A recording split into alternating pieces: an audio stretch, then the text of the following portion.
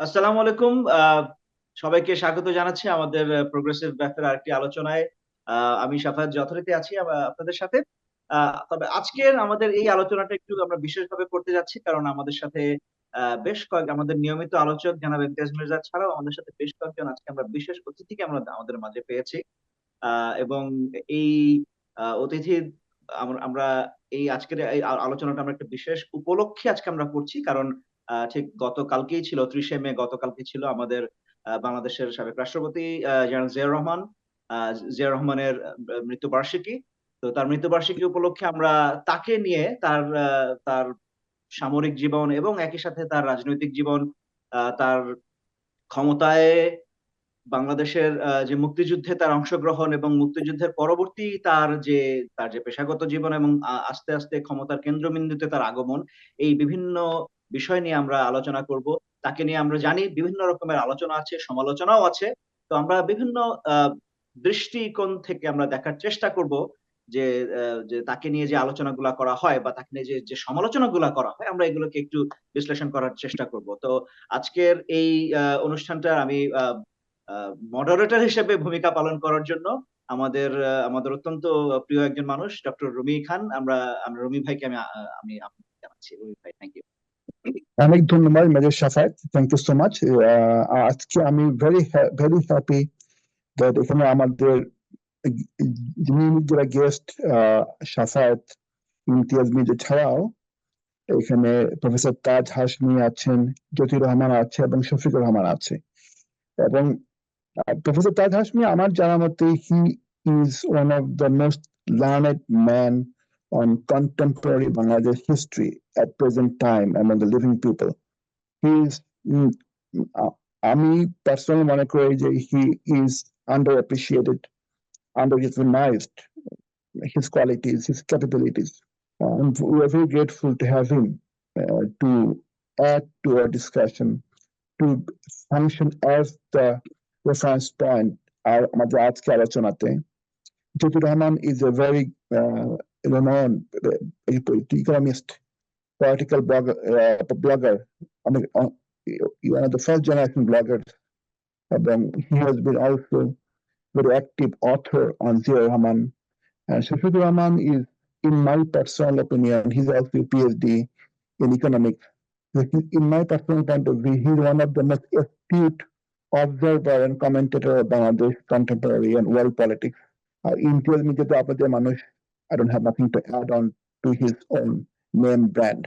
So আমরা আজকে যা আলাপ করবো জিয়া রহমান সাহেবকে নিয়ে তার মৃত্যুবার্ষিকীতে, এটা মনে হচ্ছে আমাদের আলোচনার প্রথম পর্ব। আমরা আজকে ৭১ থেকে এই ৭৫ এবং হয়তো ৭৫ পরবর্তী সময় we'll go some discussion post 75 time during Zia rule, but mostly focus করবো ৭১ থেকে ৭৫। এবং সেটা ফোকাস করতে গিয়ে আমার প্রথম যে পয়েন্টটা আমি আজকে রেজ করব এবং যে পয়েন্টটা নিয়ে আমি আলোচনা শুরু করবো তা হচ্ছে গিয়ে ১৯৭৫ সালের ২৬শে March.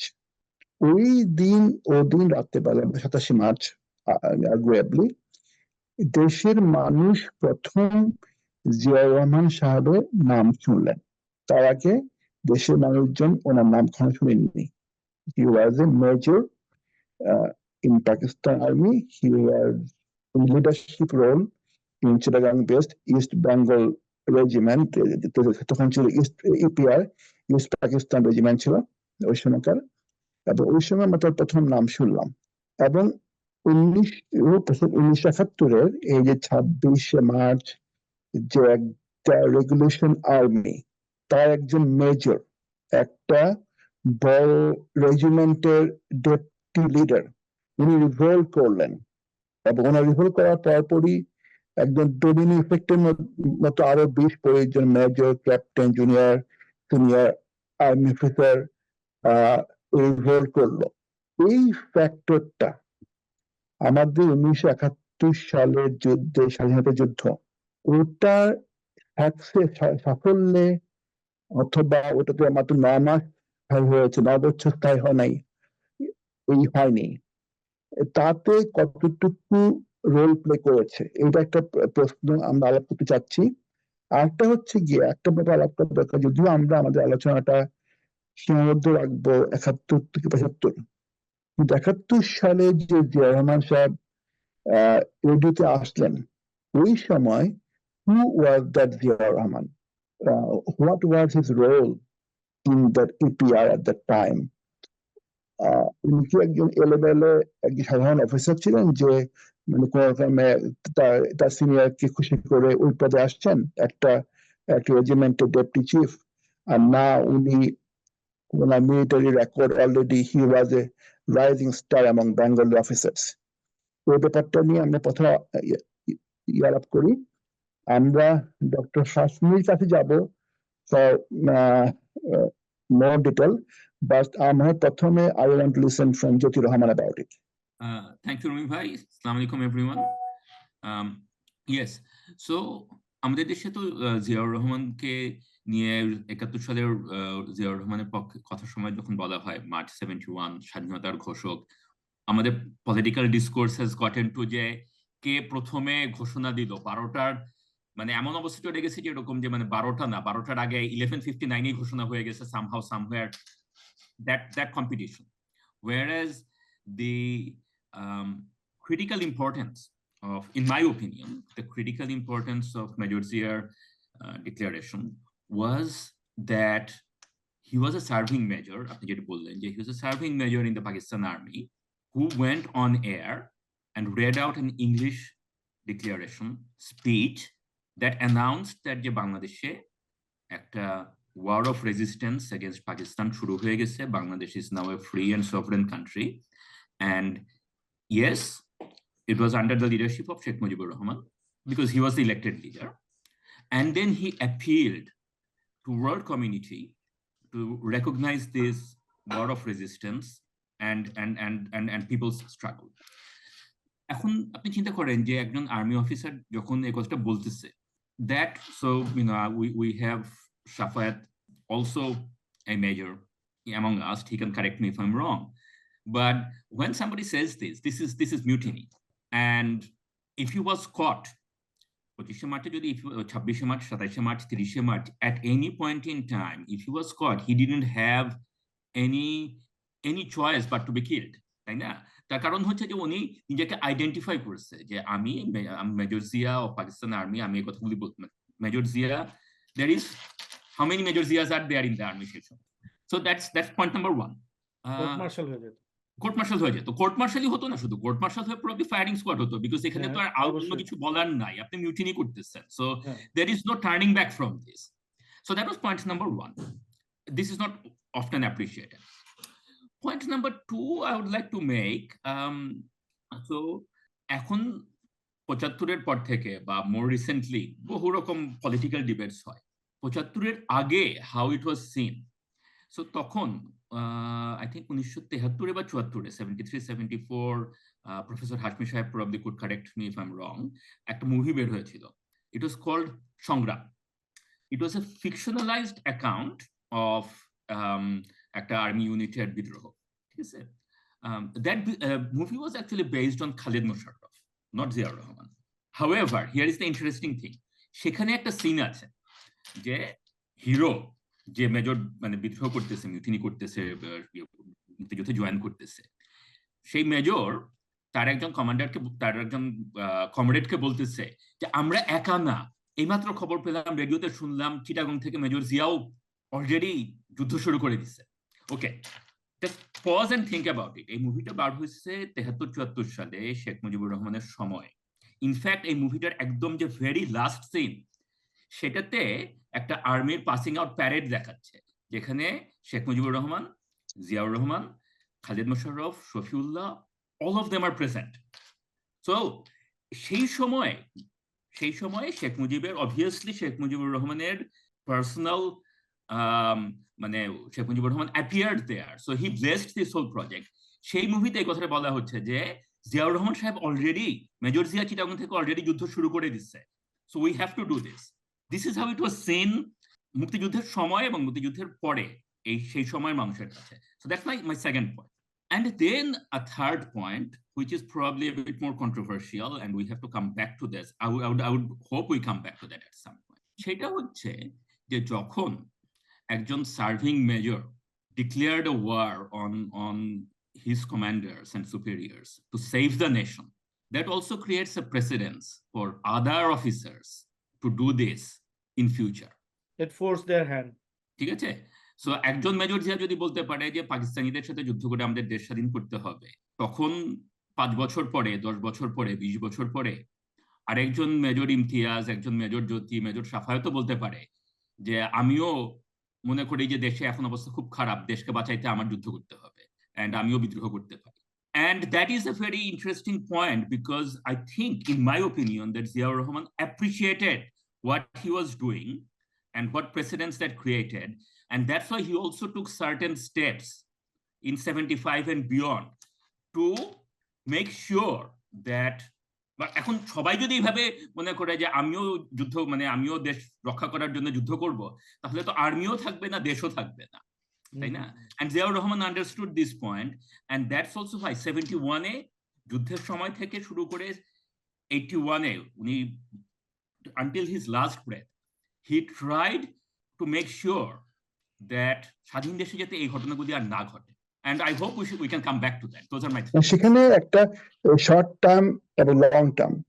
In the short term, he wanted his action be replicated, and he opened the floodgate. তারপর ধামাধাম সব মেজররা সবাই রিভোল্ট করা শুরু করলো short term. But in the long term, he also did exactly opposite. He wanted to close that floodgate of this rampant revolt in the military. এখন before I go to Dr. Hasmi, আমি একটু ask করবো সাফায়েতকে যে major Zia হিসেবে ছিলেন, উনি already he has gallantry award in the Pak war, in 55 war. He has a সম্ভবত Hilal জুরাত একটা মানে একটা মিড লেভেল গ্যারান্টি অ্যাওয়ার্ড ছিল, এবং he was deputy commander of the EPR, and he was the person who was building the first Bengali regiment, East Bengal regiment in Pakistan at that time. And also, this is one thing. Also, on the time of revolt on that day, he not only revolted, his team executed to kill Colonel Janjua, the commander of the team. So, Safayet কিছু add করবে ব্যাপারে? জি, thank you Rumi ভাই। এখানে আসলে ব্যাপারটা কয়েকটা জিনিস না, একটু আমার মনে হয় ইনফরমেশন একটু আমি আপনাকে একটু ছোট্ট কারেকশন দেবো এখানে। বেসিক্যালি এখানে জিয়াউর রহমান উনি ইপিআর এর ছিলেন না। EPR and East Bengal Regiment and East Pakistan Rifles, two separate. No, I'm talking EBR regiment. I'm kind of mispronouncing.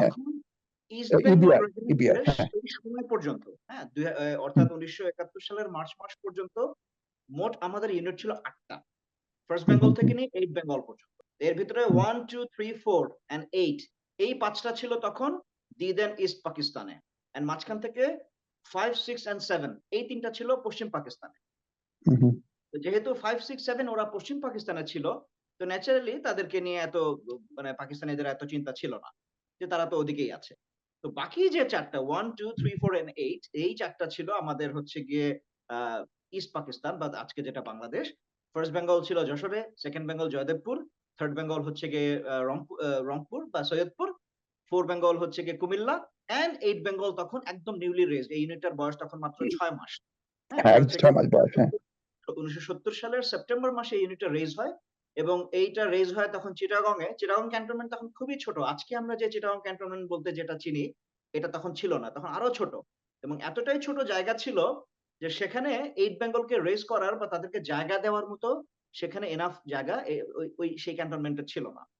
এই জন্য তখন তাদেরকে বলা হলো যে ঠিক আছে, একটু দূরে, ওখান থেকে একটু দূরে 16 শহর 2 নম্বর, আজকে যেটাকে আমরা 2 নম্বর গেট বলে যে জায়গাটাকে জানি, তো 2 নম্বর গেটের ঠিক অপোজিটে যে চট্টগ্রাম শপিং কমপ্লেক্স আজকে যেখানে, এখানে একটু ফাঁকা বা খালি জায়গা ছিল। মানে তখন এটা মনে হয় আন্ডার কনস্ট্রাকশন এই পুরো কমপ্লেক্সটা, এটা সরকারি জায়গা। তো তখন তাদেরকে বলা হলো যে ঠিক আছে, এটা সরকারি জায়গা, so you go and raise the unit there. এই জন্য 8 Bengal was outside, it was raised outside the cantonment, এবং তারা ক্যান্টনমেন্টের বাইরে ছিল, এবং এটা একদিক থেকে তাদেরকে it was sort of a blessing for them. কারণ 25শে মার্চের রাতে যখন পাকিস্তানিদের ক্র্যাকডাউনটা হলো চিটাগং ক্যান্টনমেন্টে, 8 Bengal was not directly affected because of that crackdown. হ্যাঁ, তাদেরও ক্যাজুয়ালিটি হয়েছে বিকজ তাদের একটা কোম্পানি পোর্টে ছিল, চিটাগং পোর্ট, যেটা পোর্টে একটা কোম্পানি ছিল, and that company was completely almost wiped out. ওদের অল্প কিছু লোক সাঁতরে তারা কর্ণফুলী নদী পার হয়ে অন্যদিকে গিয়ে they could survive, but otherwise এই কোম্পানিটা তাদের অনেক ক্যাজুয়ালিটি ছিল। কিন্তু এই যে 8 বেঙ্গল যে ক্যান্টনমেন্টের বাইরে ছিল, এটা একদিক থেকে তাদের তাদের অ্যাডভান্টেজ ছিল, এবং ওখান থেকেই কিন্তু 8 বেঙ্গল তারা হচ্ছে গিয়ে they could revolt and get away, তারা আস্তে আস্তে ওখান থেকে তো সরে গেল। এখন আপনি যে কোশ্চেনটা বলছিলেন যে, এবং যেটা জ্যোতি ভাইও বলছিলেন যে একজন মিলিটারি অফিসার উনি স্বনামে নিজের পরিচয় দিয়ে অন এয়ার উনি একটা ডেক্লারেশন দিচ্ছেন, which straightway goes against the oath he took while getting commissioned in the army. কারণ এটা তো আমাদেরকে তো বন্ড সই দিয়ে আসতে হয়, আমরা যারা মিলিটারিতে যাই, এবং আমরা তো জানি এটার পরিণতি আমরা জানি।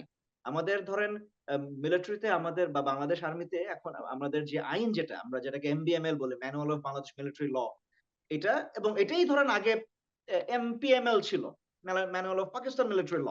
ওটাকেই আমরা জাস্ট শুধু নাম চেঞ্জ করে টুকটাক হালকা কারেকশন করে আমরা স্বাধীনতার পর ওটাকে MBML বানিয়েছি।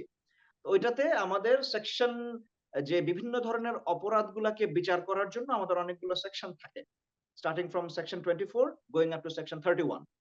এই সেকশন গুলো হচ্ছে কি আমাদের মূলত সব বিচারিক কার্যক্রমের জন্য। এর ভিতরে 8 নম্বর যে সেকশনটা, সেটা হচ্ছে সেকশন 31, যেটার হেডিং হচ্ছে মিউটিনি এন্ড ইনসাবঅর্ডিনেশন, এবং ওখানে ক্লিয়ারলি লেখা মিউটিনি এন্ড ইনসাবঅর্ডিনেশনের শাস্তি কি, which is death penalty. তো যখন উনি when he made the declaration, he absolutely knew about it, যে উনি যে কাজটা করছেন এটা it carries death penalty, and by giving that declaration on air, নিজ নামে, কোনো ছদ্মনামেও না, নিজ নামে উনি যখন এই ডেক্লারেশনটা দিচ্ছেন, উনি আসলে ওনার নিজের হাতেই ওনার ডেথ ওয়ারেন্ট উনি সাইন করছিলেন। তো এই জিনিসটা, এবং এটা দিস ইজ ট্রু, এবং আপনি যদি পরবর্তীতে অন্যান্য ইয়েদের কথাও গুলোও যদি শুনেন, কারণ বাকিরা তো কেউ জানে না কি হতে যাচ্ছে। আমাদের যে বাকি 4টে ইউনিট, তাদের কাছ থেকে কিন্তু পাকিস্তানিরা আগেই, তারা কিন্তু আমাদের যে HF সেট, আমাদের হাই ফ্রিকোয়েন্সি যে রেডিও সেট গুলো অনেক আগেই মার্চ মাসের বিভিন্ন অজুহাতে তাদের থেকে সরিয়ে ফেলেছিল। তো যে কারণে আমাদের এই যে 5টা ইউনিট, তাদের নিজেদের ভিতরে কোনো কমিউনিকেশন ছিল না, কেউ জানে না। হ্যাঁ, ফার্স্ট বেঙ্গল জানে না, ফার্স্ট বেঙ্গল তো ছিলই না। ফার্স্ট বেঙ্গল বেসিক্যালি তারা তখন, ওরা তো তারা ক্যান্টনমেন্টের বাইরে, তারা এক্সারসাইজে ছিল। তারা 28 তারিখে ফেরত আসে। ফেরত আসার পরে ততদিনে যে ক্র্যাকডাউন হয়ে গেছে, এত কিছু হয়ে যাচ্ছে, ফার্স্ট বেঙ্গল কিছু জানতোই না। তো একইভাবে সেকেন্ড বেঙ্গল জয়দেবপুরে বা থার্ড বেঙ্গল হচ্ছে কি সৈয়দপুরে, কেউ তো জানে না যে বাকি ইউনিট গুলা কি করছে। তো ন্যাচারালি সবাই যখন যার যার জায়গা থেকে আলাদা করে রিভল্ট করলো, everyone sort of had an idea যে probably I am the only one, আমার কি হতে যাচ্ছে। তো ঐরকম একটা পরিস্থিতিতে যখন, যেমন, এবং এটা শফিউল্লাহ নিজেই বলেছেন, উনি যখন সেকেন্ড বেঙ্গল নিয়ে বিদ্রোহ করে উনি যখন ময়মনসিংহে পৌঁছালেন, ময়মনসিংহে পৌঁছে, এটা হচ্ছে গিয়ে 28 তারিখের দিকের ঘটনা, 28 বা 29 তারিখের দিকে গিয়ে যখন উনি শুনলেন যে রেডিও, ওখানে লোকজন বলা বলি করছে যে হ্যাঁ আমরা তো রেডিওতে শুনেছি আরেকজন মেজর সাহেব এরকম একটা কথা বলেছেন, তখন উনি তো নাম শুনেই বুঝতে পারলেন যে this Zia is no one else than his own coursemate. তো তার ভিতরে তখন একটা শক্তি আসলো যে okay, I am not the only. একইভাবে যখন বাকিরাও যখন এই জিনিসগুলো যখন শুনলেন যে okay, we are not the only one, এইটা যে সবাইকে কত বড় একটা মোরাল বুস্ট দিল, এটা আসলে আমরা আজকে এই কত স্বাধীনতার এত বছর পরে, 53 বছর পরে, আমরা মনে হয় স্বাভাবিক অবস্থায় চিন্তা করে আমরা হয়তো বুঝতে পারবো না। এই সোশ্যাল মিডিয়ার এই জমানাতে আমরা বুঝতে পারবো না। Colonel Janjua, the commander was killed on that night at the order of Ziaur Rahman. জি, ওনার যে সিও ছিলেন, যিনি কমান্ডিং অফিসার, উনি জিয়া তখন মেজর, ওনার অ্যাপয়েন্টমেন্ট আমরা আর্মিতে যেটাকে বলি 2IC, সেকেন্ড ইন কমান্ড। একটা ব্যাটালিয়নের একজন, তো যিনি অধিনায়ক লেফটেন্যান্ট কর্নেল, ওনাকে সিও বলি আমরা, commanding officer, and then the second man is called the 2IC, সংক্ষেপে আমরা এটার ইয়েটা হচ্ছে গিয়ে সেকেন্ড ইন কমান্ড। তো জিয়া ছিলেন সেকেন্ড ইন কমান্ড, এবং উনি নিজেই কিন্তু আব্দুর রশিদ জাঞ্জুয়ার বাসায় গিয়ে জাঞ্জুয়াকে নিয়ে আসলেন, নিয়ে এসে এন্ড দেন ওখানে পাকিস্তানি যে কয়জন অফিসার ছিল, দে অল ওয়ার এক্সিকিউটেড। তো উনি নিজেই, এবং the moment he declared his allegiance to Bangladesh, তখন থেকেই আল্টিমেটলি কি হচ্ছে যে হ্যাঁ, যারা পাকিস্তান আর্মির they are the belligerents এবং they were executed. It was a one way for him. It was a one way journey. There was a no good. There's no going back for him or his Exactly. এটা একদম whole উনি regiment. there are no strings attached. এখন my next now I'm going to Dr. Hashmi. The point here is made that পৃথিবীর ইতিহাস এই যে আমাদের স্বাধীনতা যুদ্ধে এই যে আর্মি টপ ক্লাস একটা ব্রিটিশ আর্মি পাকিস্তান আর্মি এদের মেজররা সব পুরো রেগুলেশন আর্মি মেজর পুরো রেজিমেন্ট নিয়ে রিভোল্ট করলো। how rare this specific incident in world history of secession movement, independence movement, and how much that impacted our success in that war, and how much the war was shortened by involvement of regulation army. Dr. Hashmi. জি, thank you. আর যেটা আমি কোনো কিছু দেখতে পাচ্ছি না, শুধু একটা নীল জুম শব্দ দেখতে পাচ্ছি। I am not seeing anybody, neither me nor you people. একেবারে I'm just hearing the sound, but I don't see any picture anyway. So I can continue. What happened on 27th March? Ziaur Rahman যেদিন ঘোষণা করলেন পরপর দুবার, একবার নিজের নামে I as head of the state revolt, তারপরে on behalf of Sheikh Mujibur Rahman বললেন। তো এটা তো আনপ্রেসিডেন্টেড না। যেমন so called Sepoy Mutiny 1857, 10th May 1857, তখন তো কোনো ইন্ডিয়ানরা তো কমিশন অফিসার ছিল না। Some Subedar Bakht Khan was the leader of the rebellious soldiers. They declared independence and they installed Bahadur Shah Zafar as the emperor of India, Mughal India. তার বাড়িতে তাকে গিয়ে দিল্লি রেড ফোর্টে গিয়ে they took allegiance to Bahadur Shah Zafar, the last Mughal emperor. এটা হয়েছে। Then in 1942 থেকে 45 পর্যন্ত Indian POWs under Japanese occupation, POWs in Japanese camps, they revolted in Singapore. তারা সুভাষ চন্দ্র বোসের নেতৃত্বে they created Azad Hind Fauj. তারপরে 18th February 1946, Mumbai বা বোম্বেতে British Indian Navy যে সোলজার যারা ছিল, they revolted against the British government. And that was so significant যে 18ই ফেব্রুয়ারি 1946 সালে বোম্বাই বন্দরে ভারতীয় নৌসেনারা বিদ্রোহ করলো, আর পরের দিন 19শে ফেব্রুয়ারি ব্রিটিশ পার্লামেন্টে বসে ডিসকাশন হলো যে আমরা ভারতকে স্বাধীনতা দিয়ে দেব। এবং so significance of the mutiny was so much that Clement Attlee, যিনি ব্রিটিশ প্রাইম মিনিস্টার ছিলেন পার্টিশনের সময়, তিনি 1960-এর দশক বা 50-এর দশকে কলকাতায় এসেছিলেন। কলকাতায় তিনি পশ্চিমবঙ্গের মুখ্যমন্ত্রী, তাকে জিজ্ঞেস করেছিলেন যে আপনারা ভারত ছাড়লেন কেন? তো ক্লেমেন্ট অ্যাটলি বলেছিলেন, definitely not for Gandhi but for Subhash Chandra Bose. তার মানে আর্মড রিবেলিয়ন, যেটা আমি আমার টক শোতে সবসময় বলি, একটা ফ্যাসিস্ট সরকার বা বিদেশি অকুপেশন আর্মি বা সরকারকে সরাতে হলে রিভোল্ট করতে হয়। Ziaur Rahman did that, not on 26th March, that's a fabrication. 27th March এর আগে বাংলাদেশের কোনো ইন্ডিপেন্ডেন্স ডিক্লারেশন হয় নাই। 27th March জিয়াউর রহমান কালুরঘাট থেকে বক্তৃতা দেন, এবং significance of the revolt is so much that he had hardly 200 troops under his command. কারণ ওই যে 8th বেঙ্গলের 2টা কোম্পানি ছিল পাঞ্জাবিদের, CO was Punjabi and 2 companies were Punjabis and 2 companies were Bengal. তাজ হাশমি সাহেব, একটা কোয়েশ্চেন ছিল এখানে। এই রিসেন্টলি আপনার এই আওয়ামী লীগ সরকার এবং তাদের প্রোপাগান্ডা মেশিন, তারা যে কনফ্লেট করার চেষ্টা করে যে ওয়্যারলেস থিওরি, 25শে মার্চের রাতে শেখ মুজিবুর রহমান একটা ওয়্যারলেসে, এবং এটা আপনি 10 বছরের মধ্যে দেখবেন এটা পুরোপুরি এস্টাবলিশ হয়ে গেছে।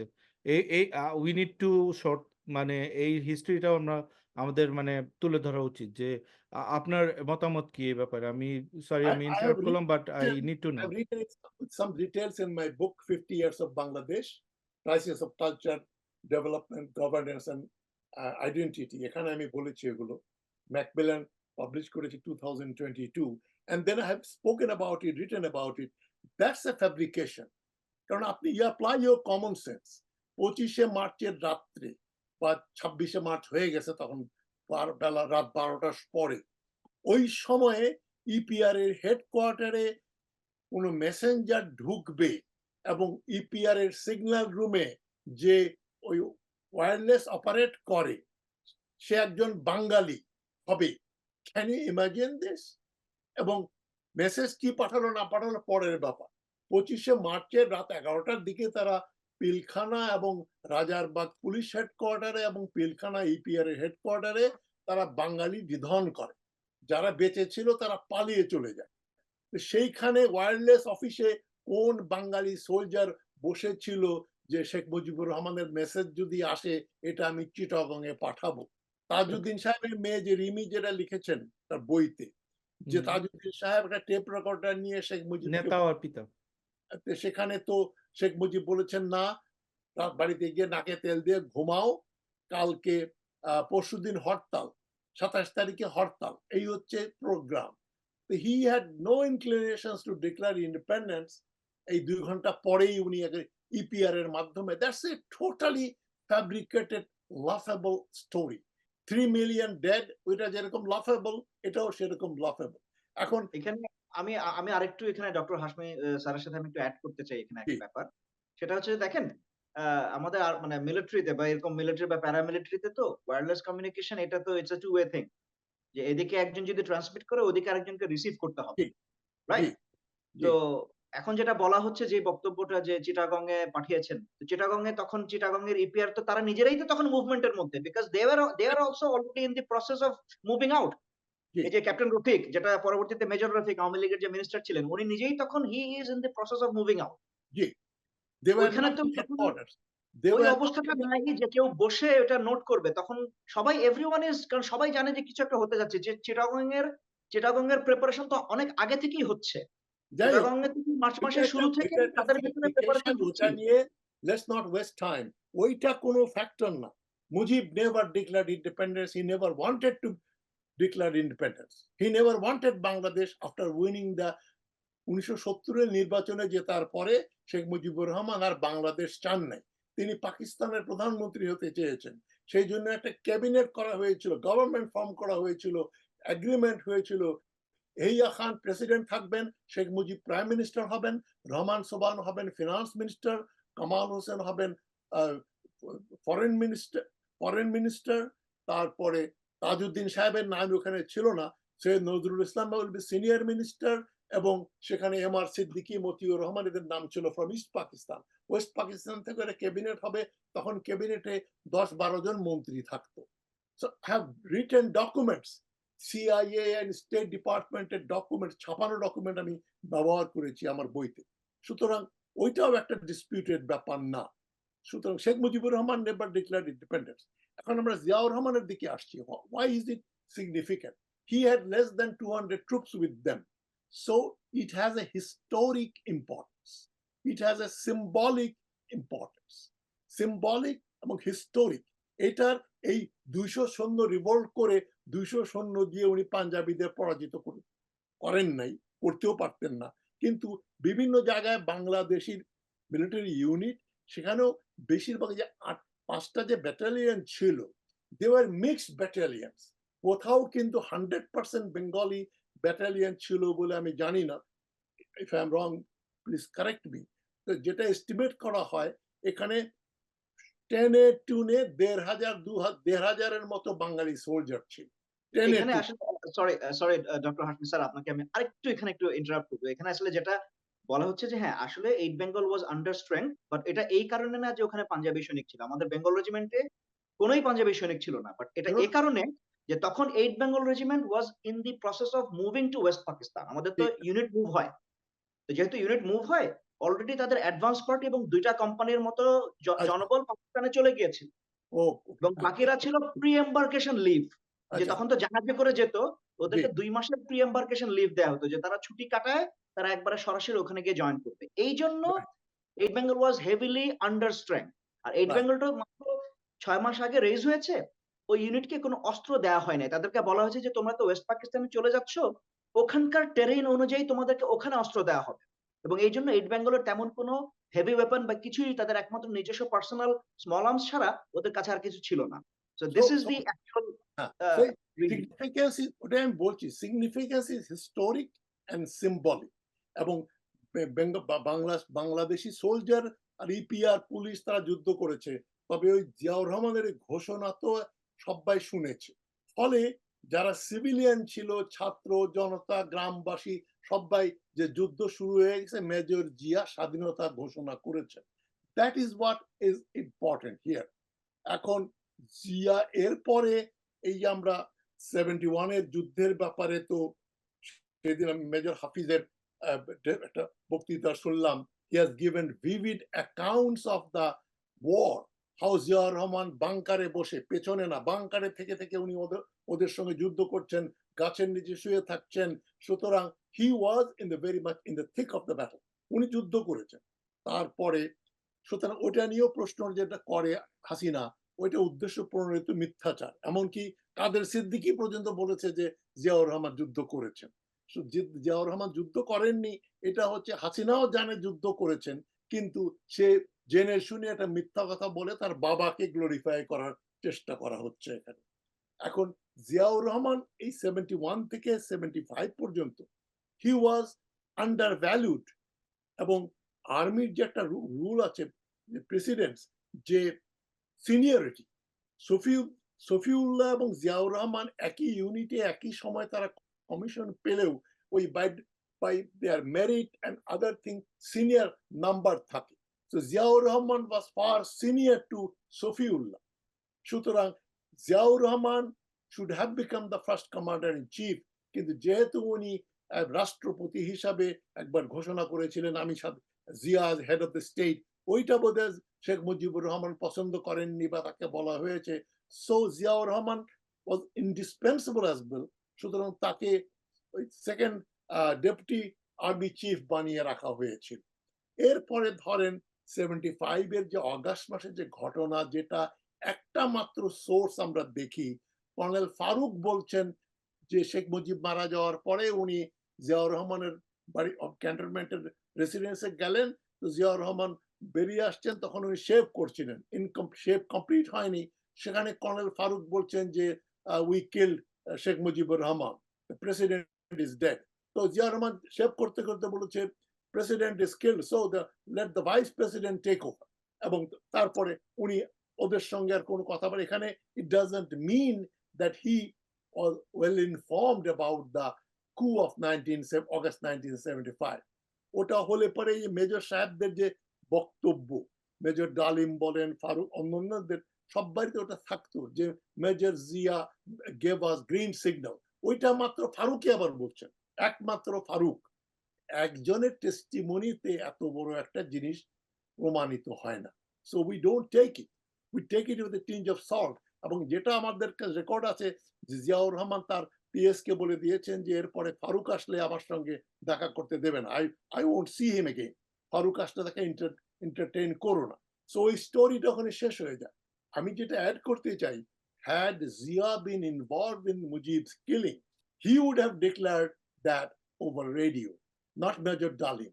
এবং উনি হয়তো কমান্ড নিতেন as chief martial administrator. Khandaker Mushtaq আহমদকে উনি রাখতেন কি রাখতেন না, আই ডাউট। কারণ মিলিটারি কু করার পরে সিভিলিয়ানকে কমান্ড দিয়ে কোনো দেশেই হয় না, কোনো দেশেই হয় নাই এটা। পাকিস্তানেও হয় নাই, ইজিপ্টেও হয় নাই, দুনিয়াতে যত জায়গায় কু হয়েছে army chief or the colonel or the brigadier or the general tax over. সুতরাং জিয়াউর রহমান এখানে কুতে ইনভলভ ছিলেন না, এবং উনি জানতেন, এটাও একটাই মাত্র সোর্স, কর্নেল ফারুকের। এরপরে আমরা আসছি হোয়াট হ্যাপেন্ড আফটার 1975। 75 যে শেখ মুজিবুর রহমান মারা গেলেন, হি ওয়াজ থরলি ডিসক্রেডিটেড।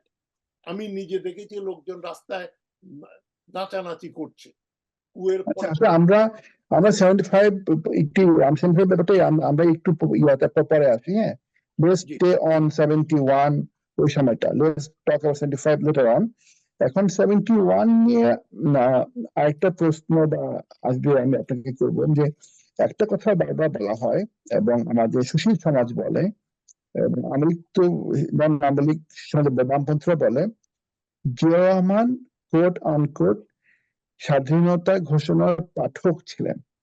এখন এই স্বাধীনতা ঘোষণার পাঠক কথাটা হচ্ছে গিয়ে we need to understand that একটা টিভিতে, চ্যানেল আইতে, অমুক টিভিতে কতগুলো ছেলে মেয়ে, ছোটরা ছেলে মেয়েরা অনুষ্ঠানে ঘোষণা দেয়, ঘোষক মানে সঞ্চালক একটা এরপরে এভাবে শুধু এই যদি ওই 71-এ ওই ঘোষণাটা একজন রেডিও স্টাফ দিতেন, একজন মেজর ইস্ট বেঙ্গল রেজিমেন্টের সেকেন্ড ইন কমান্ড না দিয়ে, ওইটার ইম্প্যাক্ট কিছু হতো না। একটা মেজর নিজে ঘোষণা দিয়েছে বলে সমস্ত পৃথিবী শুনেছে এবং to cognizance into that announcement. আর আরেকটা ফ্যাক্টর হচ্ছে গিয়ে সেখানে যে শুধুমাত্র ওনার ঘোষণাটা উনি পাঠক না, একজন পুরো আর্মি চেইন অফ কমান্ড ভেঙে দিয়েছে। That was a proof in that announcement. সুতরাং ঘোষণার সাধারণত ঘোষণা পাঠক, that's a very wrong statement. আর রাখে না, এবং জিয়াউর রহমান খুব ভালো বাংলাও জানতেন না। উনি যদি পাঠকই হতেন তাহলে একটা বাংলায় লেখা স্টেটমেন্ট হতো, যেটা বাংলাদেশের আপামর জনসাধারণ যেটা বুঝতো। I major Zia on behalf of Bangladesh, এইভাবে তো ইংরেজিতে বক্তৃতা দেওয়ার তো দরকারই পড়ে না। আর্মির ল্যাঙ্গুয়েজ ছিল ইংলিশ, পাকিস্তান আর্মিতে অফিসাররা ইংরেজিতেই কথা বলতেন। He was groomed up as an English speaking army officer. তো উনি আরেকজনেরটা পাঠ করলে তাহলে তো বাংলায় লেখা থাকতো, এবং এই পাঠ করেছেন। এগুলোই তো জিয়াউর রহমানকে আন্ডারমাইন করার জন্য যে হাসিনার যে প্রচেষ্টা, সেটা তো অনেকাংশে সাকসেসফুল হয়েছে। একটা মিথ্যাকে 1000 বার বললে ওটা সত্যের চেয়েও পাওয়ারফুল হয়ে যায়। সুতরাং 30 লক্ষ লোক মারা গেছে, এটা যেরকম ব্যাপার বাঙালিদের। সুতরাং মুক্তিযোদ্ধা সম্বন্ধে বিভিন্ন ঘটনা সম্পর্কে অনেক অতিরঞ্জিত এবং সম্পূর্ণ মিথ্যা কথা রয়েছে, ভাষা আন্দোলন থেকে শুরু করে সবকিছু সম্পর্কে। সুতরাং ওই মিথ্যাচার গুলোকে আমরা দূর করতে পারবো যদি আমরা আসল ইতিহাসটা তুলে ধরি। জিয়াউর রহমান পারতেন না, তিনি জ্যোতি রহমান মনে কিছু বলতে চাচ্ছেন যে জ্যোতি, I heard you raising your hand. Thank you, Rumi Bhai, and thank you, Professor Hashmi, for that wonderful summary. I know যে আমরা 75 নিয়ে পরে কথা বলবো, but I just wanted to add a little clarification, I think. যে যখন 15ই আগস্টে Ziaur Rahman shave করছিলেন, and then he said যে uphold the constitution and keep the president, vice president, সেটা বোধহয় ফারুক ছিলেন না, ওটা বোধহয় as far as I know that was Major Shafat Jamil. শাফাত জামিল যখন দুইজন, শাফাত জামিল and Major Hafiz. হ্যাঁ, so they heard the আমি সরি, I confused. ফারুক যেটা বলেছিলেন যে ওই জিয়াউর রহমান জানতেন, তাকে বলেছিলাম উনি go ahead and go ahead, জি জি, তো ওইটা সেটা আগের ঘটনা আর কি, মানে অগাস্টের আগের ঘটনা। হ্যাঁ, এখন ওই আপন দ্য কনস্টিটিউশন পয়েন্টটা just raise it and link it back to 71. সেটা হচ্ছে যে 75-এ Ziaur Rahman has been informed that the president has been killed, and Major Shafat Jamil and Major Hafiz, they are worried যে এখন কি হবে, something like, what should we do, right? And Ziaur Rahman tells him, okay, president has been killed, there is a vice president should take over. That's the constitutional process. Now we link it to 71. Yes, 71 is Ziaur Rahman led the mutiny, led the declaration of independence, যুদ্ধ শুরু হলো, other majors joined. তখন কিন্তু জিয়াউর রহমান বলতেন না যে এরকম যে না আমি একটা এখন রেভলিউশনারি কাউন্সিল করব, আমি এখন একটা আর্মি অফিসারদের নিয়ে যুদ্ধ করব, something like that. No, he said যে ওকে, এখন যারা peoples representative, they form the government, and we the soldiers, we are now no longer soldiers of Pakistan, we are now soldiers of Bangladesh army, we should be commissioned as soldiers of Bangladesh Army, and we affirm our allegiance Yeah. to the government, The a government. constitutional government, and we will follow them. Yeah. And this is also, in my opinion, this is also historically unprecedented. অনেক দেশেই কিন্তু armed officer মানে armed rebellion, armed struggle for independence, এটা তো অনেক দেশেই হয়েছে। এখন কিন্তু খুব কম জায়গাতে, in fact Bangladesh is probably one of the exceptions, যে যারা, so there is this word, Mao Zedong বলছিল যেরকম, যে political power comes from the barrel of a gun. বাংলাদেশে যাদের হাতে ব্যারেল অফ আ গান, তাদের নেতা Ziaur Rahman is saying that no, political power comes from the people, and people have voted for Awami League or MPs. Let them form the government, and we will fight for freedom under their, like, you know, they have the authority.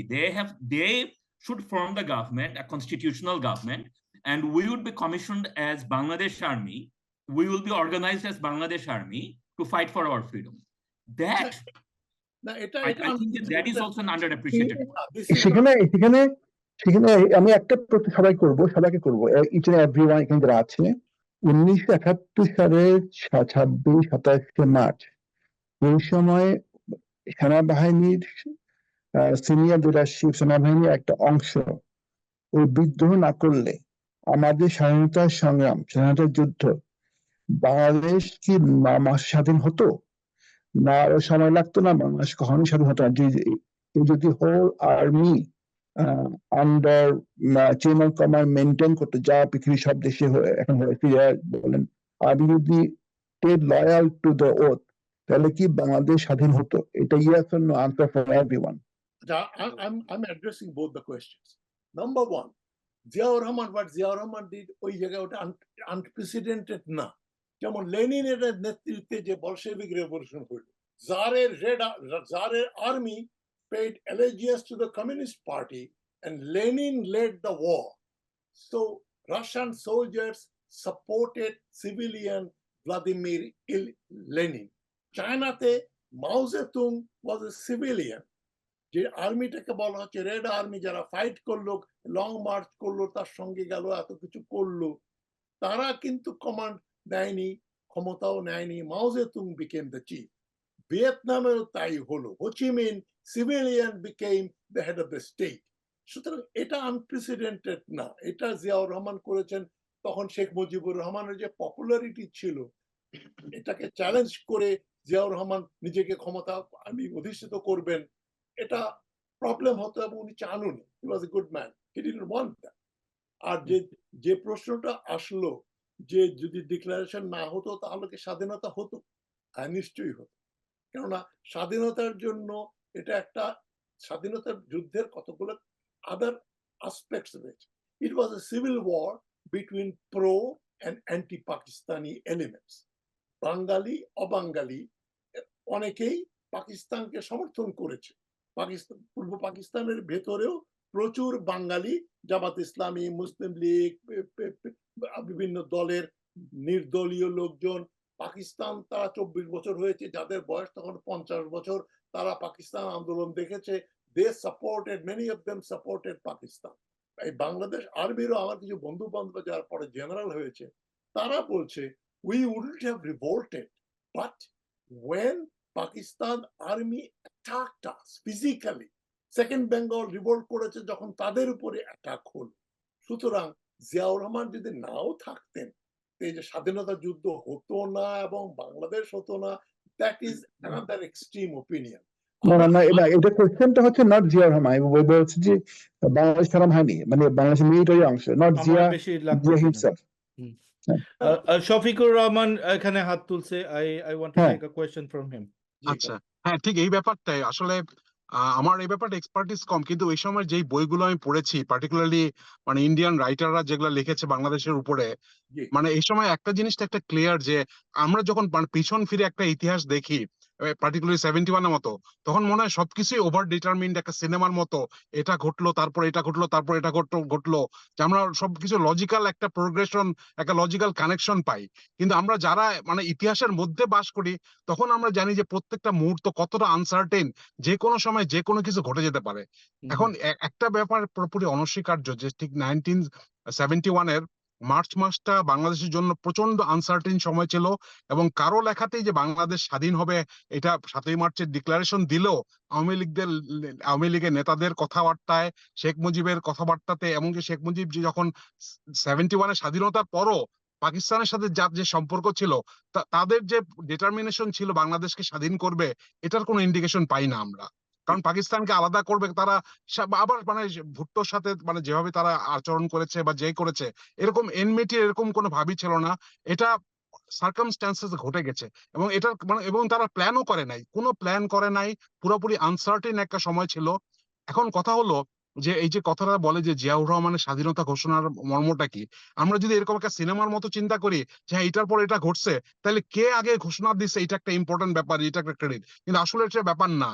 এই যে এমনকি জাফর ইকবালের মতো লেখক, তার বইও আমার বন্ধু রাশেদ বা কোন একটা বইয়ের মধ্যে এরকম দেখেছি যে ও যখন ওই 71-এর ঘটনা বর্ণনা করছে, তখন বলেছে যে জিয়া বলে একজন স্বাধীনতা ঘোষণা করছে এবং সবাই ইলেকট্রিফাইড হয়ে গেছে রংপুরের মক্কার জায়গায়। এটা একটা অনস্বীকার্য যে জিয়ার ঘোষণাটাই পুরা বাংলাদেশের সব জায়গায় ছড়িয়ে গেছিল এবং সবখানে মানুষকে ইলেকট্রিফাই করছে যে something is happening, we are striking back.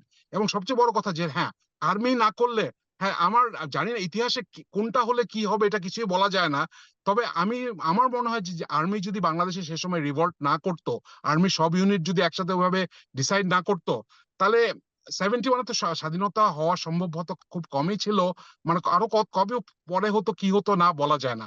এবং ইন্ডিয়ার লেখকদের কথা যদি আপনি যাদের আর্নেস্টলি নেন, তাহলে কিন্তু মানে হ্যাঁ ইন্ডিয়া তো অবশ্যই চাচ্ছিল যে পাকিস্তান ভেঙে যাক বা এ ধরনের কিছু একটা, কিন্তু তাই বলে তারাও খুব ডিটারমাইন্ড, তারাও খুব একটা প্ল্যান মাফিক আগায় নাই।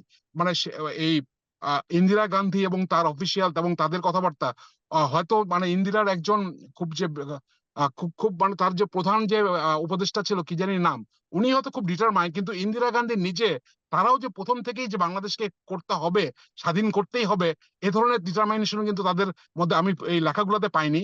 দু একজন হয়তো ছিল যার, তুমি যার কথা বলছো হিজ প্রবাবলি হাকসার, পিএন হাকসার।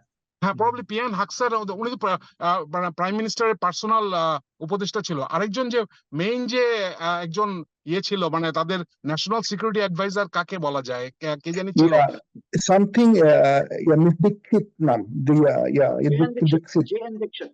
হ্যাঁ হ্যাঁ Dixit জেএন দীক্ষিত। জেন হ্যাঁ হ্যাঁ Dixit, কিন্তু এবং আমাদের সেই সময় ইন্টারন্যাশনাল সার্কামস্টেন্সটাও চিন্তা করতে হবে। মানে ইন্টারন্যাশনাল সার্কামস্টেন্স কিন্তু বাংলাদেশের ফেভারে ছিল না। মানে পশ্চিমা দুনিয়াগুলা যারা গণতান্ত্রিক, আমি যারা মানবতাবাদী, তারা কেউই বাংলাদেশ আলাদা হয়ে যাক, মানে একটা এখানে একটা মানে ফিজিক্যাল ডিভিশন হোক, এরকম কেউ চায়নি। এরকম একটা পরিস্থিতিতে বাংলাদেশ আর্মি যদি রিভল্ট না করতো, তাহলে ইন্ডিয়া শুধুমাত্র পলিটিক্যাল ফোর্স দিয়ে কখনো ইয়ে করতে পারতো না। এটা তো অনস্বীকার্য যে বাংলাদেশের স্বাধীনতার পিছনে যুদ্ধ যা হয়েছে তার পিছনে ইন্ডিয়ার অবদানটাকে আমরা মানে 80% বললেও বোধহয় কম হয়ে যাবে, কারণ অস্ত্রপাতি হতে শুরু করে সবকিছুই প্ল্যানিং সবকিছুই তারা মানে আমাদেরকে সাপ্লাই দিয়েছে। হ্যাঁ, তো এই ইন্ডিয়াও কিন্তু মানে এই যে আর্মি যদি না আগিয়ে আসতো, তাহলে ইন্ডিয়া কাকে দিয়ে ইয়ে করতো? এই আওয়ামী লীগের যারা পালিয়ে গেছিল তাদেরকে দিয়ে একেবারে গেরিলা বাহিনী বানাতো, এবং আর্মিকে দিয়েও পাকিস্তান আর্মিকে সরাতে কত কষ্ট হয়েছে আমরা জানি। যে যুদ্ধের প্রথম দিকে মানে বর্ষাকাল আসার আগ পর্যন্ত বাংলাদেশ তো মোটামুটি পাকিস্তান আর্মি মানে পুনর্দখল করেই ফেলেছিল, এবং তখন পলিটিক্যাল রিসেটেলমেন্টের কথাও আবার চলে আসছিল। পরে বর্ষাকাল আসার পরে যখন মানে ওই মানে অনেক মানে এই দূর মানে যারা ওই রেফিউজি যখন ইন্ডিয়ায় চলে গেল, তখন মানে ইয়েতে পরিস্থিতি খারাপ হলো, তখন মানে স্ট্রাইক ব্যাক করে যে আসলে একটা যুদ্ধের মোড় পাল্টে যাওয়ার একটা ইয়ে আসলো আর কি। কিন্তু it could be very well have been otherwise, যদি জিয়ার ওই এই জিনিসটা ইলেকট্রিফাই করে পুরো আর্মিকে একত্র করে রিভল্ট না করতো, তাহলে এরকম বিচ্ছিন্ন মানে পলিটিক্যাল ফোর্স দিয়ে ইন্ডিয়া হয়তো এরকম অ্যাম্বিশাস প্ল্যান করতোই না যে না আমরা আলাদা করবো। তারা হয়তো পলিটিক্যাল সেটেলমেন্টে যেত যে বাংলাদেশে একটা মানে একটা পাকিস্তানের সাথে একটু স্বাধিকার হোক এবং মোটামুটি ইন্ডিয়ার সাথে বন্ধুত্বপূর্ণ একটা গভর্নমেন্ট হোক আওয়ামী লীগের আন্ডারে, এরকমই একটা দিকে তারা যেতে চাইছে। আচ্ছা, সেখানে so before I go to ask the same question to everyone, two clarification. The question is not Zia himself, question of the role of army. Involve না হলে কি বাংলাদেশে আমার স্বাধীন হতো কিনা, নাম্বার ওয়ান। নাম্বার টু হচ্ছে কি এই যে এই মুভমেন্টটা হিস্টোরিক্যাল আনপ্রেসিডেন্টেড নেচার। এই ডক্টর হাসমি বললেন যে বলশেভিক সময় তখন top military boss they join the Bolsheviks under Vladimir Lenin now. But Bolshevik movement, my movement is a long-winded, ground-based movement. They have been working in the army, military, every level for years, decades, before that culminated. But এই মুভমেন্টটা, এই যে 71 যা হলো, এটা তো there was no work going on within the army. It was just spontaneous outburst of things. That was my point. But that's moot point now. But let's go back to the question to Jyoti, Shafat, Imtiaz. Some question. আমি একটা question আমি এটার answer দিতে চাই। রুমি ভাই, আপনি যে কোশ্চেনটা করলেন ভেরি ইম্পর্টেন্ট ওয়ান। মানুষ ওয়ার্শিপ করতে পছন্দ করে, জিয়াকে আমরা সবাই ভালোবাসি। I am big fan of Ziaur Rahman, but আমি এটার উল্টো দিকে আমি মতামত দিব। আমার মতে এভরি হিস্টোরিক্যাল ফ্যাক্টে এবং হিস্টোরিক্যাল মোমেন্টে আমরা দেখি যে history makes the hero. The hero doesn't choose আপনার ওই সুপারম্যানের মতন যে আমার সুপার পাওয়ার আছে। ওই মোমেন্টটার মধ্যে জিয়াউর রহমানের যদি ভ্যাকিউম থাকতো, somebody like Ziaur Rahman will step in. এটাই আমি বিশ্বাস করি যে ওই সময় আপনার বাংলাদেশ সেনাবাহিনী ওই সময় যে আর্ম ফোর্সেস ইনভলভ না হতো তাহলে কি হতো? That question, not Ziaur Rahman. হ্যাঁ, তো বাংলাদেশ আর্মি যদি ইনভলভ না হতো তাহলে আমার মনে হয় স্বাধীনতা স্ট্রাগল অনেক আরো দীর্ঘায়িত হতো। আর যেই আমি কিছুটা এগ্রি করি, শফিকুর রহমান সাহেব অলরেডি এটা কভার করছে, আমি ডিটেলে যাব না। যে এই যেই তখনকার জিও পলিটিক্স সবাই মোটামুটি আমরা জানি, এখানে অতটুকু জ্ঞান আছে। তখনকার এই চায়না তারপর পাকিস্তানের সাপোর্টে ছিল, নিক্সন পাকিস্তানের সাপোর্টে ছিল, তাদের অনেক মানে রাশিয়া আর ইন্ডিয়া ছাড়া বাংলাদেশের অ্যালাই বড় কেউ ছিল না। সো এই আর্মি যদি এটা ডিটারমিন ফ্যাক্ট না হতো, it would be very long guerrilla war, এবং এটা কনসিকুয়েন্স হতো আরো বেশি হতো। অ্যাট ওয়ান পয়েন্ট ভুট্টোর যে পাওয়ার গুলা ছিল সেটাতে তো সে অলমোস্ট ম্যানেজই করে ফেলছিল মানে লাস্টে।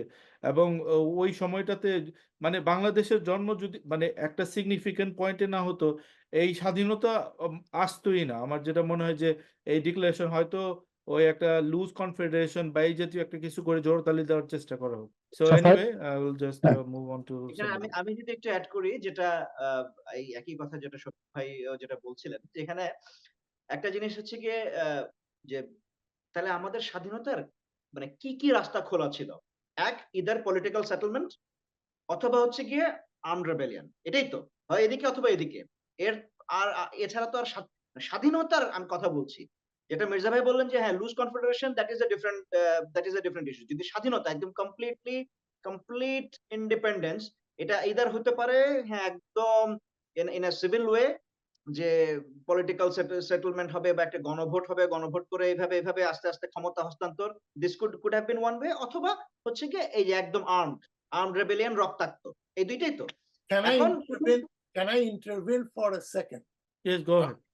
আমি বলি, দেখেন যে জিনিসটা এখন আমরা আলোচনা করছি জিয়াউর রহমানকে নিয়ে, and now we are digressing to, had there been no military revolt, there wouldn't have been any Bangladesh. That is not a tenable proposition. বাংলাদেশিরা বানিয়েছে এটা আমরা বলি, but truth is Bangladesh বানিয়েছে Pakistan and Soviet Union and India. Pakistan is the most important factor here, other than General Yahya Khan, General Rahim Khan, General Omar, General Pirzada, and Tikka Khan, and Zulfikar Ali Bhutto. They played the decisive role. তারা ঠিক করে রেখেছিল যে east পাকিস্তানের সঙ্গে আমরা থাকতে পারবো না, we will be perpetual minority, a Bengali will be the prime minister, এটাকে ভাঙতে হবে this way or that way. Yeah, just for the audience sake, Dr. Hashim, what is the source of this statement? না আমি বলছি আপনাকে যে আমি শেষ করতে পারিনি। বাংলাদেশের স্বাধীনতা যুদ্ধ ছিল একটা civil war between pro and anti-Pakistani elements. Then it was part of the global Cold War. Cold War একটা dimension, সোভিয়েত ইউনিয়ন চাইছে নেটো এবং এই আমেরিকার একটা বড় অ্যালাই এই সাউথ এশিয়াতে, সেটা হচ্ছে পাকিস্তান। পাকিস্তানটাকে ভাঙতে হবে, না ভাঙলে রাশিয়ার যে অ্যালাই ইন্ডিয়া, তাকে দুই ফ্রন্টে ফাইট করতে হচ্ছে, সোলজার রাখতে হচ্ছে। তো Pakistan must be cut into size literally. এবং পাকিস্তানের জুলফিকার আলী ভুট্টো এবং জেনারেল তাদের অ্যাকাউন্ট গুলো যদি পড়েন, আপনি যদি এহিয়া খানের টেস্টিমনি পড়েন 1978 এর অগাস্ট মাসে যখন তাকে জিয়াউল হক ছেড়ে দিল, এহিয়া খান মারা যাওয়ার কিছুদিন আগে লাহোর হাইকোর্টে এত মোটা একটা টেস্টিমনি দিলেন। সেইখানে উনি বললেন Sheikh Mujib was a patriotic Pakistani, he did not break Pakistan, it was Zulfikar Ali Bhutto and some of the generals in alliance with Bhutto, they didn't want one Pakistan. আমি প্রমাণ দিই আপনাকে, 3rd December 1971 সকালবেলা কি শুনলাম আমরা, Pakistan air force strafed some airfields in India, east Pakistan এবং west পাকিস্তানের আশেপাশে, কলকাতা, আগরতলা, কলাইকোন্ডা, ওদিকে পাঠানকোট এন্ড অমৃতসর, এই এয়ার বেস গুলোতে পাকিস্তানের ভাঙ্গাচোরা সেবার জেট গুলো গিয়ে গুলি করলো, স্ট্রাফিং করলো। ওটা উদ্দেশ্য ছিল কি, ওটাকে উর্দুতে বলে আ বেল মুঝে মার, ষাঁড়কে বলছে ওকে খোঁচা দিয়ে তুমি আমাকে গুঁতা দিয়ে মারো এখন। This is what exactly Pakistanis did. They wanted a war. Without war, they could not convince the West Pakistanis that they lost East Pakistan to India. Bangladesh হওয়ার পরেও পাকিস্তানের মিডিয়া, রেডিও সব জায়গায় প্রচারটা, জুলফিকার আলী ভুট্টো থেকে সবাই এই ক্রোকোডাইল স্টিয়ার কুম্ভীরাস্ত্র ফেলে বলছে এই ইন্ডিয়া আমাদের পূর্ব পাকিস্তান দখল করে রেখেছে। ওরা 72 সাল 73 সাল পর্যন্ত ওরা বলতো যে বাংলাদেশ না, এটা অকুপাইড ইস্ট পাকিস্তান, ভারত নিয়ে নিয়েছে। ওটা পাকিস্তানি পিপলকে একটু সান্ত্বনা দিয়ে রেখেছে জুলফিকার আলী ভুট্টো। পাকিস্তানি পিপল যদি জানতো it was Bhutto who was not in favour of keeping the two wings together, তাহলে ভুট্টোর পপুলারিটি থাকতো না। এ হচ্ছে। আর ভারত চেষ্টা করেছে, কিন্তু ইন্দিরা গান্ধীকে পরে রাশিয়ারা বুঝিয়েছে যে এইটা সম্ভব। আবার আপনি যেটা ইন্দিরা গান্ধীর অ্যাডভাইজারদের কথা বলছেন, ইভেন জেনারেলরাও বলছেন, তারা তো পাকিস্তান কি চায় সেটা বুঝতে পারেনি, তারা ভয় পাচ্ছিল আমেরিকা এন্ড চায়না। সুতরাং ইন্ডিয়ার জন্য একটা বিরাট stake. So China was neutralized by Soviet Union. They signed a treaty of friendship with India. এবং আমেরিকার পাবলিক ওপিনিয়ন ছিল hostile towards Pakistan. Government, Nixon government favoured Pakistan, কিন্তু আমেরিকার জনগণ, ইউরোপের জনগণ তারা বাংলাদেশের পক্ষে। এই জেনোসাইড দেখে, এই ছবি দেখে, তখন তো এত কভারেজ ছিল না, তারপরেও তারা যা দেখেছিল টেলিভিশনে এবং খবর কাগজে, তাতে তারা they were hostile towards Pakistan. America cold ওয়ারের জন্যই তারা জান প্রাণ দিয়ে ওয়েস্টার্ন ইউরোপ এবং আমেরিকা পাকিস্তানকে সমর্থন করেছে, because they wanted a stronger Pakistan, and Soviet Union wanted the opposite thing, একটা দুর্বল পাকিস্তান। এবং ইন্ডিয়া, আমি বলছি এটা, when India was convinced যে সোভিয়েত ইউনিয়ন আমাদের সঙ্গে আছে এবং চায়না এখানে কিছু করতে পারবে না, আমেরিকাও কিছু করতে পারবে না, সোভিয়েত ইউনিয়ন নিউক্লিয়ার পাওয়ার আমাদের সঙ্গে থাকবে, and we will be in an advantageous position if we could disintegrate Pakistan into two. যে জন্য তারা মার্চ মাস থেকেই কিন্তু এই রিফিউজি ক্যাম্পে যখন যাচ্ছে, তাদের জন্য টেন্ট বানিয়ে, খাবার দিয়ে, অস্ত্র দিয়ে, ট্রেনিং দিয়ে, তারা তো এপ্রিল মাস থেকেই তারা মুক্তিযোদ্ধাকে রাইফেল দিয়ে, ট্রেনিং দিয়ে তারা তৈরি করছে। তারপরে ইন্ডিয়ান আর্মি আর্টিলারি ইউজ করছে, ইন্ডিয়ান বিএসএফ এন্ড আর্টিলারি, এরা মুক্তিযোদ্ধা এবং বাংলাদেশ আর্মির সোলজারদেরকে কাভার দিত। কাভারটা করতো ইন্ডিয়ান আর্টিলারি। তো ইন্ডিয়ান আর্মিও পাকিস্তান, ইস্ট পাকিস্তানের ভেতরে ঢুকে তাদের কয়েকজনকে পাকিস্তান আর্মি অ্যারেস্টও করেছিল। এই গ্রিন ইউনিফর্ম পরা ইন্ডিয়ান বিএসএফ এবং আর্মির সোলজার যশোরে এবং আর কয়েক জায়গায় তারা ধরাও পড়েছিল। So India was very much in the war from April or May 1971. যুদ্ধ হচ্ছে অফিসিয়ালি ডিসেম্বরে, কিন্তু আনঅফিসিয়ালি এটা শুরু হয়ে গেছে late May April. India was very much in it. এবং এই যে বাঙালি সোলজারদেরকে যে প্রথমে হচ্ছে শেল্টার, তারপরে food, clothing, arms, training, sanctuary, এটা ইন্ডিয়া দিচ্ছে। 9 মাস ভরে তারা 1 কোটি লোককে খাওয়াচ্ছে। Definitely they had some design. তারা চিন্তা করতো যে রাশিয়ার সাহায্যে আমরা এত বেশি unpopular Pakistan government, Pakistan army, সুতরাং এটা হবেই। এই যে আপনি রেনি সিজনের কথা বললেন, রেনি সিজনের পরেও আমি তখন আমার 22-23 বছর বয়স, অগাস্ট, সেপ্টেম্বর, অক্টোবর, নভেম্বর এই পূর্ব পাকিস্তানের বর্ডার এরিয়াতেও একটা থানা হেডকোয়ার্টার পর্যন্ত মুক্তিযোদ্ধাদের দখলে আসে নাই। সুতরাং মুক্তিযোদ্ধারা যুদ্ধ করেছে, বাংলাদেশের সোলজাররা যুদ্ধ করেছে, আমরা undermining it, but that was not decisive. The decisive battles and war was fought by India. Indian air force, Indian artillery ছাড়া এই আপনার machine gun and submachine gun and rifle দিয়ে যুদ্ধ করে একটা ট্রেন্ড আর্মি, এয়ারফোর্স, নেভিকে পরাজিত করা যায় না। So India supported, not only supported, India took part actively, and that decided the fate of Pakistan. এবং এখানে সোভিয়েত ইউনিয়ন এন্ড পাকিস্তান দুটোই খুব ভাইটাল রোল প্লে করেছে।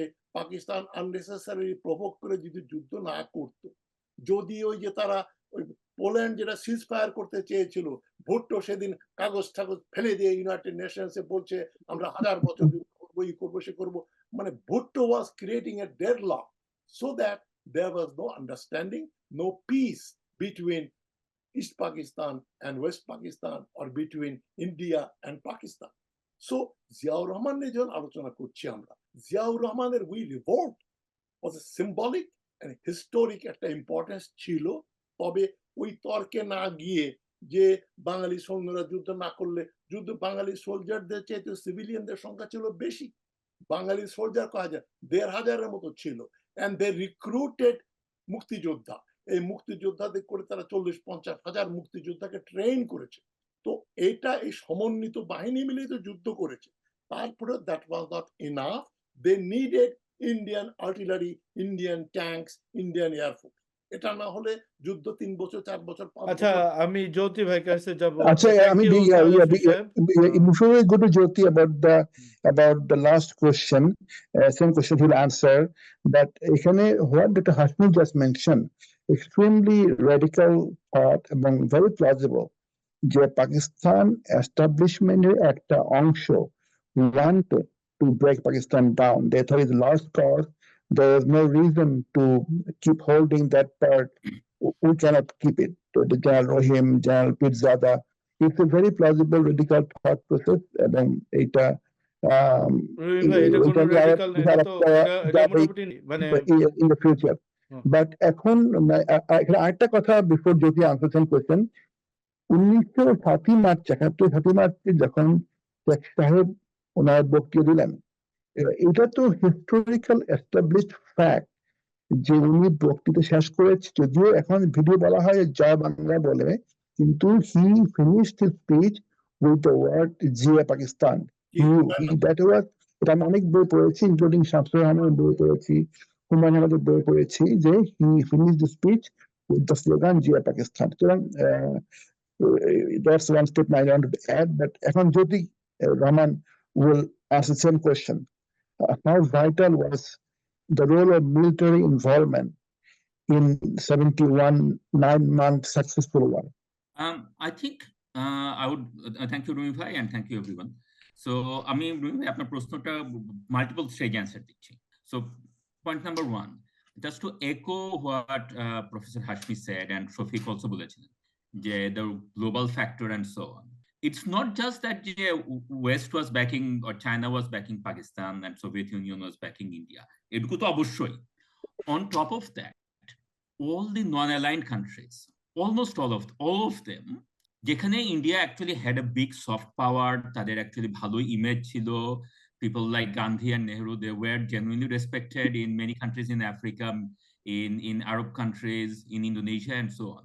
দেখা গেল যে যখন যুদ্ধ শুরু হলো বাংলাদেশে, not a single of these countries actually stood with India/Bangladesh. তার কারণটা কি? তার কারণটা হচ্ছে যখন ইন্ডিয়ান এনভয়েজ এসব দেশে গেছে, and আপনি এটা পাবেন শ্রীনাথ রাঘবনের বইয়ে, and you can find it in many other Indian books, যে যখন ইন্ডিয়ান ডিপ্লোম্যাটরা এসব দেশে যাচ্ছে, বাংলাদেশের ডিপ্লোম্যাটরা বাংলাদেশের এনভয়েরা এসব দেশে যাচ্ছে, they all say যে okay, we sympathize যে তোমাদের উপরে অন্যায় হইতেছে, জুলুম হইতেছে and so on, but যখন একটা দেশ ভেঙে আরেকটা দেশ হয়ে যায়, এখন তোমার দেশে যদি পাকিস্তান ভেঙে তোমরা বাংলাদেশ করো, কালকে তো আমার দেশেও, আমার ইন্দোনেশিয়া, এখানেও এই প্রভিন্স বলবে যে আমরা আলাদা চাই, আমরা কেনিয়া, ওই প্রভিন্স বলবে আমরা আলাদা চাই। এভাবে করলে পরে তো দুনিয়ার কোনো দেশই টিকবে না। সো তোমরা পাকিস্তানিদের সাথে মোটামুটি একমুখ somehow work something out. So আমাদের উপরে এরকম একটা জেনোসাইড হচ্ছে, এরকম একটা আনজাস্ট যুদ্ধ হচ্ছে, এটা মানুষ স্বীকার করছে, বাট তারপরেও none of the third world countries stood with India. So that is another factor to add to complement what Hashmi Saheb and Shafiq said. এক নম্বর কথা। Second কথা যে was there elements in Pakistan establishment that wanted East Pakistan out? That's a radical thesis, but it's probably not impossible or implausible. At least Bhutto যে পাকিস্তানে ভাঙতে চাইছিল সেটুকু বোধহয় I think documented. ভুট্টোর যখন ওই যে ইউএন এ কাগজ ছিঁড়ে বার হয়ে আসলো, that resolution was very much ইন্ডিয়ার জন্য ক্ষতিকর। কারণ কি, রেজলিউশনটাতে বলছে যে ইন্ডিয়ান আর্মি এখন ঢাকার কোনায় চলে আসছে and they want to install Mujibnagar government in Dhaka.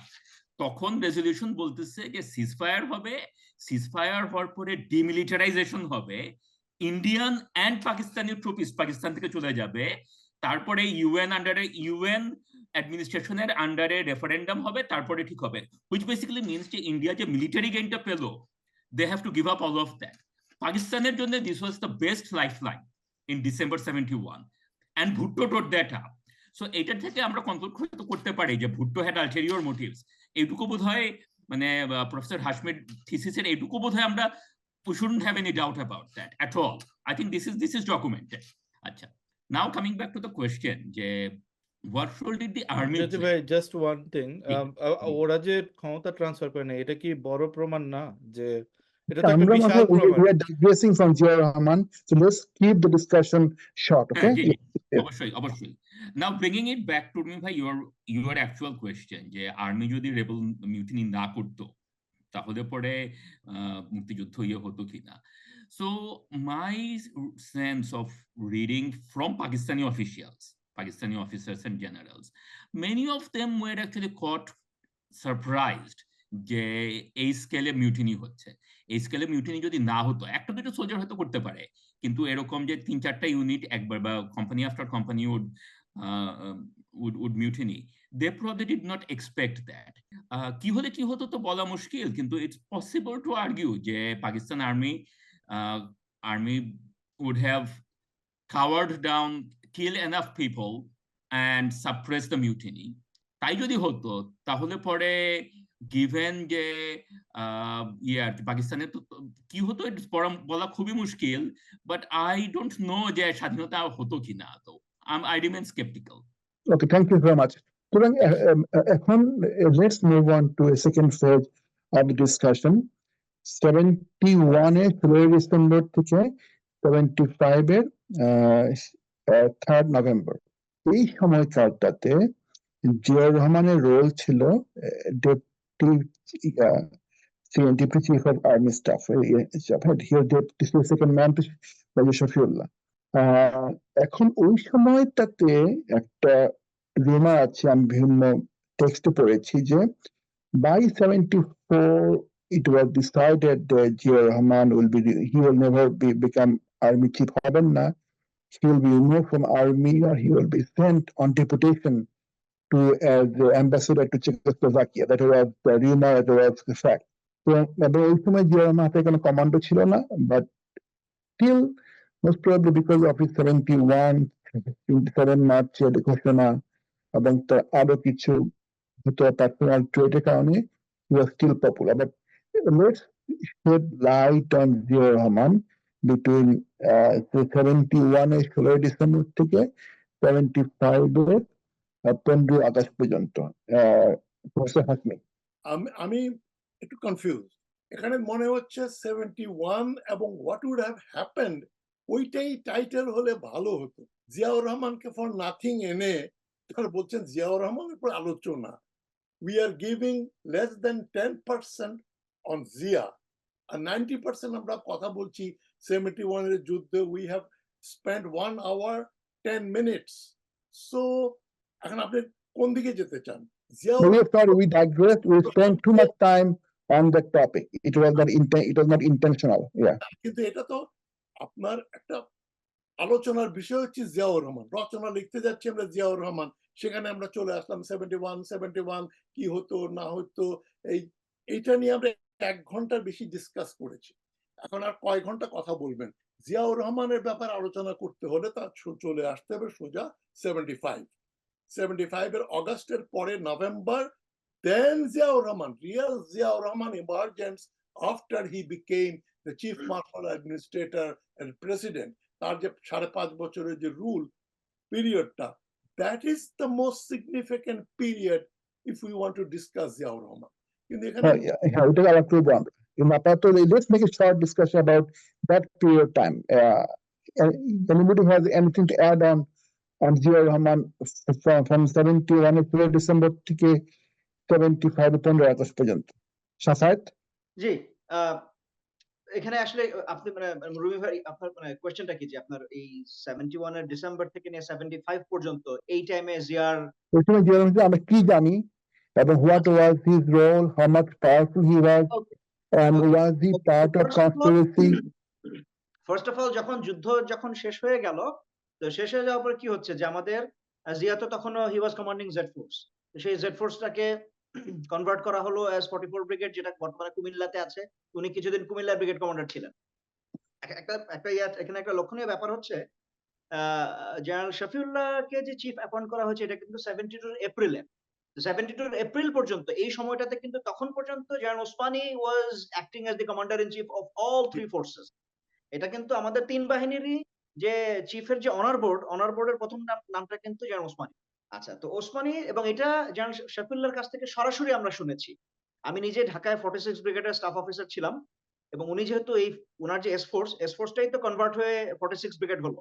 তো আমাদের একটা অনুষ্ঠানে উনাকে আমরা আমন্ত্রণ জানিয়েছিলাম এবং উনার নিজের মুখে এই কথাগুলো আমাদের শোনা যে 72 সালের এপ্রিলে উনি suddenly he got a phone call from General Osmani and informing him that you want to take over from me. ঠিক আছে? এরপরে যেটা হলো যে আস্তে আস্তে তারপরে তখন ন্যাচারালি জিয়াউর রহমানের ভিতরে Zia didn't take it initially ওনার রেসপন্সটা খুব একটা পজিটিভ রেসপন্স ছিল না, স্বাভাবিক। কারণ উনি যেহেতু সিনিয়রিটিতে ওনারা কোর্সমেট, কিন্তু উনি সিনিয়রিটিতে উনি মেরিটের কারণে উনি শফিউল্লাহর থেকে সিনিয়র ছিলেন। তো উনাকে বাদ দিয়ে হচ্ছে গিয়ে ইয়াকে চিফ বানানো হলো। তো এবং পরবর্তীতে কি হলো সম্ভবত যেটা প্রেসিডেন্ট তখন তো শেখ মুজিবুর রহমান উনি তখন প্রাইম মিনিস্টার। উনার হয়তো এরকম একটা প্ল্যান ছিল যে ঠিক আছে তাকে একটু শান্ত করা এবং এইজন্য দুইজনকে একই র‍্যাংক দিয়ে হচ্ছে গিয়ে তাকে ডেপুটি চিফ বানায় ঢাকায় নিয়ে আসা। এন্ড এই দুইজন হচ্ছে গিয়ে তখন ছিলেন। জিয়া কিন্তু তখন একেবারেই টোটালি অতটা অনেকটা ব্যাকফুটে তখন। আপনি যদি উনার স্টাফ অফিস উনার তখন ব্যক্তিগত উনার পার্সোনাল স্টাফ অফিসার ছিলেন যে মেজর হাফিজ বীর বিক্রম। আপনি যদি মেজর হাফিজের উনার লেখা পড়েন, ওখানে উনি লিখছেন যে ওই সময় উনি এতটাই তখন উনার এইচকিউ তে উনার কাজ খুব কম ছিল। উনি যখন ডেপুটি চিফ তো আসলে আমাদের আর্মিতে কিন্তু তেমন এখন তো ওই অ্যাপয়েন্টমেন্টেই নাই এবং ডেপুটির কিন্তু আসলে কাজ তেমন একটা থাকে না। তো উনাকে তখন একটা কাজই উনি যেটা খুব উনার তখন দায়িত্ব বড় দায়িত্ব বলতে গেলে ছিল, সেটা হচ্ছে কি উনি সবগুলা ক্যাডেট কলেজের উনি ছিলেন গভর্নিং বডির চেয়ারম্যান ছিলেন এবং উনার যে কাজটা উনার হাতে ছিল এই কাজটা উনি খুব সিনসিয়ারলি করতেন। উনি প্রত্যেক মাসে একটা করে ক্যাডেট কলেজ উনি ভিজিট করতেন। এছাড়া কিন্তু উনার আরো এরকম কোনো ভূমিকা দেখতে পাওয়া যায় না। হ্যাঁ, এবং দেন গিয়েস 75 আসলো। 75 এর পরে এবং তখন কিন্তু ওখানে শফিউল্লাহকে আরেক টার্ম এক্সটেনশন দেওয়া হলো। কারণ চিফের যে নিয়োগটা কিন্তু বাংলাদেশে এটা চুক্তিভিত্তিক 3 বছরের কন্ট্রাক্ট। তো 3 বছরের কন্ট্রাক্ট যখন শেষ, তো ন্যাচারালি তখন কোয়েশ্চেন আসে যে তাহলে নেক্সট চিফ কে হবে? নেক্সট চিফ তখন ইদার কে এখন যদি জিয়াউর রহমানকে বানায় হতে পারে অথবা Khaled Mosharraf by this time উনার ভিতরে হি ওয়াজ অলসো অ্যাসপায়ারিং যে উনিও চিফ হতে পারেন। কিন্তু দুটার কোনটাই করা হলো না। জেনারেল শফিউল্লাহকেই তখন কিন্তু এক্সটেনশন দেয়া হলো। which was not basically এটা কেউই ওইটাকে সহজভাবে তখন নেন না। জিয়া তো তখন উনি হি অলমোস্ট উনার একবার অ্যাম্বাসেডর হিসেবে যেটা বলছিলেন, সম্ভবত বেলজিয়ামে ওনাকে পাঠানোর অলমোস্ট ফাইনাল হয়ে গিয়েছিল, ওটা লাস্ট মোমেন্টে ওটা ক্যান্সেল হয়ে যায়। তো উনি তখন বলতে গেলে কোনো পিকচারেই নাই। অ্যান্ড খালেদ মোশাররফ উনিও তখন জিনিসটাকে খুব একটা স্বাভাবিকভাবে নেন না। এবং এখানে খুব ইন্টারেস্টিং কিন্তু যে আমরা 75 এর পুরা দোষটা এখন বর্তমান পলিটিক্যাল ন্যারেটিভ এর কারণে জিয়ার ঘাড়ে দিয়ে দেওয়ার যে প্রবণতাটা, এখানে কিন্তু খালেদ মোশাররফকে আমরা টোটালি উনাকে সবাই ইদার এভয়েড করে যায় অথবা everyone tries to hide him under the রাগ।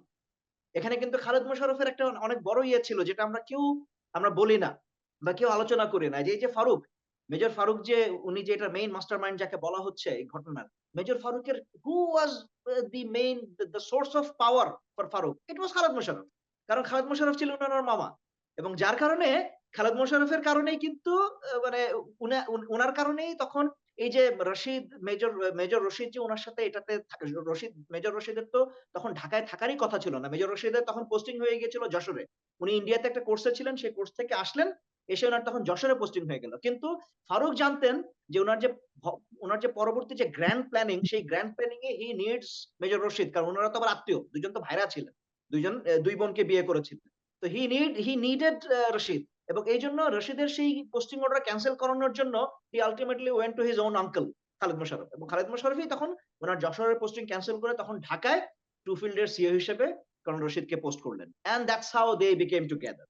এই যে জিনিসগুলা, এগুলা কিন্তু কেউ এখন সাধারণত বলতে চায় না। কারণ দোষটা তো জিয়ার ঘাড়ে ফেলতে হবে কোনোভাবে। কেন? ওই এবং এটার একটা ইয়ে হচ্ছে গিয়ে ওই অ্যান্থনি মাসকারেনিয়াসের যে একটা ইন্টারভিউ নিয়েছিলেন ফারুক এবং রশিদের, ওখানে শুধু ওই একটা বাক্য যে হ্যাঁ আমরা গিয়েছিলাম, উনি আমাদের সাথে দেখা করলেন, করে আমাদেরকে বলে দিলেন যে না তোমরা যদি কিছু ইউ গো হেড শুধু। এবং আরো মজার ব্যাপার হচ্ছে এই যে ইন্টারভিউটা বর্তমানে ধরেন রুলিং যে ন্যারেটিভ থেকে বা ধরেন তাদের যে সিআরআই টিআরআই তারা যে এই যে ইয়াটা প্রকাশ করে, তারা কিন্তু ইন্টারভিউটা ওখানেই কেটে দেয়, যে বলছে যে হ্যাঁ ইউ গো হেড। বাট পরের বাক্যগুলা কিন্তু তারা বলেন, পরের বাক্যতেই কিন্তু অ্যান্থনি মাসকারেনিয়াস তাদেরকে কোশ্চেন করছিলেন যে তোমরা কি ক্লিয়ারলি বলেছিলে যে তাকে ওভারথ্রো করা হবে এবং তাকে মেরে ফেলা হবে? তখন কিন্তু তারা বলছে যে কাম অন। এবং তখনই কিন্তু রিপ্লাইটা তারাই দিচ্ছেন যে we were sitting in front of the deputy chief, he could have had us arrested. তাকে আমরা কিভাবে বলবো এই সমস্ত কথা? তারাও কিন্তু মানে অর্থাৎ বোঝা যাচ্ছে যে এখানে জিয়ার ইয়াটা শুধু অতটুকুই ছিল যে তার, এবং এটা তো ইট ওয়াজ এ কমন নলেজ 75 এ যে এটা হবে, শেখ মুজিবকে যে ওভারথ্রো করা হচ্ছে, এটার প্রথম যদি বিয়ে করতেই হয় মিলিটারির ভিতরে, এটা তো আরো আগে থেকে জানতেন খালেদ মোশাররফ। 74 এই একবার মেজর ফারুক ট্রাইড যে ট্যাঙ্ক যাচ্ছিল চিটাগং এর ট্রেনে করে ট্যাঙ্ক পাঠানো হবে ফায়ারিং এর জন্য। এই ট্যাঙ্কগুলো যখন মাত্র নতুন আসছে, সেই ট্যাঙ্ক উনি কি করলেন একদিন রাতের বেলা, উনি তখন হচ্ছে গিয়ে এই ট্যাঙ্কগুলো যখন চিটাগং এ যাচ্ছে, উনি তখনই একবার প্ল্যান করলেন যে এই ট্যাঙ্ক নিয়েই উনি ধানমন্ডিতে অ্যাটাক করবেন। এবং উনি কার কাছে গেলেন? ওই ট্যাঙ্ক রেজিমেন্টের আরেকজন অফিসার ছিলেন মুক্তিযোদ্ধা মেজর নাসির। মেজর নাসিরের নিজের মুখের বক্তব্য আমি বলছি, এটা আমার কথা না। মেজর নাসির বললেন যে আমি রাত্রেবেলা দেখলাম উনি আমার দরজায় দাঁড়ানো, বললেন যে ওকে আই হ্যাভ 2 স্কোয়াড্রনস, একটা স্কোয়াড্রন আমি কমান্ড করবো, একটা তুমি কমান্ড করবে, চলো এখন আমরা ইয়েতে যাবো। উনি তখন ওই জায়গা থেকে হি কলড আপ খালেদ মোশাররফ নিজে আসলেন, এসে ফারুককে সেখান থেকে নিয়ে গেলেন। এখন যদি বলতেই হয় এটা তো আরো বড় ইনস্টিগেশন ছিল যে সরাসরি ট্যাঙ্ক নিয়ে চলে যাওয়ার।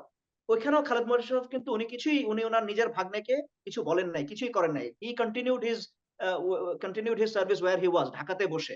এই জিনিসগুলো Jyoti, কিন্তু আমরা Jyoti, you have a question about you raised hand, Jyoti? I would also just quickly add, Shafat, I echo everything you said, and on top of that, just also add, যে তারপরে যেটা আওয়ামী লীগ বলে না, what did Ziaur Rahman do? He actually went to Sheikh Mujib, and এটার কথা in fact MR Akter মুকুলের বইয়ে আছে, মুজিবের রক্তদাল, right? And Emad Akhtar Mukul is not by any means a pro-BNP person or pro-Zia person or so on, right? আছে যে এরকম যে Ziaur Rahman goes to Sheikh Mujib and informs him যে স্যার ক্যান্টনমেন্টে there are all these whispers and rumors and so on. আমার হাতে তো কোনো কমান্ড নাই, but I'm informing you যে এরকম হতেছে, you should tighten, you should মানে take the appropriate measures. And Sheikh Mujib's reply was যেরকম যে আমাকে কে কি করবে, মানে আমি বঙ্গবন্ধু দেশের জাতির পিতা, আমাকে he was very dismissive of it. In fact, he told Zia যে চিন্তা করিস না, আয় আমার সাথে ইলিশ মাছ দিয়ে ভাত খেয়ে যা। So he was having his lunch and he offered Zia to have lunch with him, যে খুব ভালো ইলিশ মাছ রান্না করছে আজকে, ইলিশ মাছ দিয়ে ভাত খেয়ে যা, right? So what else could have Zia done? জিয়াকে এসে কয়েকজন মেজর কিছু কথা বলছে, and Zia said to his PAs, I never want to see these people again. Make sure they don't give them any appointment because they did not approve of any of this. Hashmi সাহেব বললেন যে এরকম যে জিয়া যদি কু করতেনি, জিয়া কু করে কি কতগুলি মেজরকে বঙ্গভবনে ট্যাঙ্ক দিয়ে বসে রাখতেন, he would have taken over power himself. So it doesn't pass the common sense. But also we actually have written narrative by a non-BNP person. He actually bolche je erokom je not only that, Ziaur Rahman in fact informed Sheikh Mujib about all of this. What else could Zia have done? এরপরে কি মানে only other thing he would have done is যে মানে 32 নম্বরের সামনে যদি দাঁড়িয়ে থাকতেন নিজে নিজে। This story is in multiple books, multiple authority, এবং এটা না, he personally went and talked to Sheikh Shahid personally. He could have just notified military police. He could have just notified DGFI. He could have just notified PGR. Kintu he personally went and he warned him about what he heard. So Rahman can be completely exonerated of any possible role. Shafat ja bollo Khalid Musharraf involvement, এবং Taher involvement ছিল all along. He was trying to do same thing. So now let's move on to 15 August and beyond. Professor Hashmi. I'm lost. যেটা ওই খালেদ মোশাররফের আরেকটা point important ছিল, he provided live ammunitions to tanks. Tank যখন 15 অগাস্টে যখন move করে তার ভেতরে কোনো অ্যামুনিশন ছিল না, ট্যাঙ্কের গানের কোনো গোলা ছিল না। Khaled Mosharraf provided that to Rashid and company. এটা একটা ব্যাপার। আমার একটা কোয়েশ্চেন যে ওই আপনি যে কোয়েশ্চেনটা হচ্ছে যে জেনারেল ওসমানী সফিউল্লাহকে চিফ বানালেন, how authentic is this information? কোনো গ্যাজেট, কোনো রিটেন কোনো কথা ছিল সফিউল্লাহকে চিফ বানাবেন জিয়াকে না বানিয়ে এপ্রিল 72? এখানে আমি যেটা মানে এখানে আমি যে জিনিসটা মানে একদম সরাসরি আমরা জনাব শফিউল্লাহর মুখ থেকে যেটা শুনেছিলাম, উনি এখনো জীবিত আছেন। You are quoting Safiullah about Osmani appointing him as the chief. That's not a very authentic quote. কেননা সফিউল্লাহ যে ট্র্যাক রেকর্ড, উনি যখন ঢাকা জয়দেবপুর থেকে পালিয়ে যখন লেফটেন্যান্ট কর্নেল রকিব সেকেন্ড বেঙ্গলের চিফ উনি ডিফেক্ট করলেন, উনি যুদ্ধে জয়েন করলেন না। সফিউল্লাহ সাহেবরা ময়মনসিংহ টিচার্স ট্রেনিং কলেজে গিয়ে সেকেন্ড বেঙ্গল নিয়ে তার সেখানে গেলেন। সেখানে যাওয়ার পরে আমার কাছে একবারে অফ দ্য রেকর্ড কি কথা, যে কথাগুলো আমি হর্সেস মাউথ শুনেছি, তখন ময়মনসিংহ টিচার্স ট্রেনিং কলেজের প্রিন্সিপাল ছিলেন আমার বন্ধুর বাবা সৈয়দ আহমদ সাহেব, প্রফেসর সৈয়দ আহমদ। সৈয়দ আহমদ সফিউল্লাহ সাহেবের টিচার। সেখানে গিয়ে ওনাকে সফিউল্লাহ সাহেব বলছেন যে স্যার, এই যে ইয়াং ব্লাড সব এই ইয়াং অফিসাররা, এরা দেখেন ফ্যামিলি আমার ঢাকায়, ওদের ছেড়ে দিয়ে এখন বলছে যে বাংলাদেশের স্বাধীনতা যুদ্ধ করতে হবে ইত্যাদি, আমাকে নিয়ে আসছে, এখন আমার কথা তো এরা শোনে না। সফিউল্লাহ ওয়াজ ভেরি রিলাক্টেন্ট, তাকে মেজর মুইন এবং এরা তো ফোর্স করে তাকে যুদ্ধে ড্র্যাগ করে নিয়ে আসে। এবং Osmani was not a naive soldier or general. He knew the qualitative difference between Zia and Safiullah. I won't believe this story that Safiullah ke Osmani recommend করেছে। It was এখানে যেটা হচ্ছে কি আমার এটা ছিল যে decision the government has taken it. Government decision নিয়েছে যে শফিউল্লাহকে অ্যাপয়েন্ট করা হবে অ্যাজ চিফ, এবং এখানে ডেফিনেটলি তার যে মানে যে ইনার যে সার্কেলটা ছিল শেখ মুজিবুর রহমানের, সেই ইনার সার্কেল থেকেই তো বেসিক্যালি তাকে ইয়া করা হলো। এন্ড এখানে জিয়ার ব্যাপারে জেনারেল ওসমানীরও কিছু রিজার্ভেশন ছিল, কিছু ব্যাপারে ওসমানীরও কিছু রিজার্ভেশন হয়তো ছিল, কারণ এবং জিয়াকে তখন he was pictured as over ambitious because of এই যে তার নিজের ডেক্লারেশন এই সমস্ত কারণ।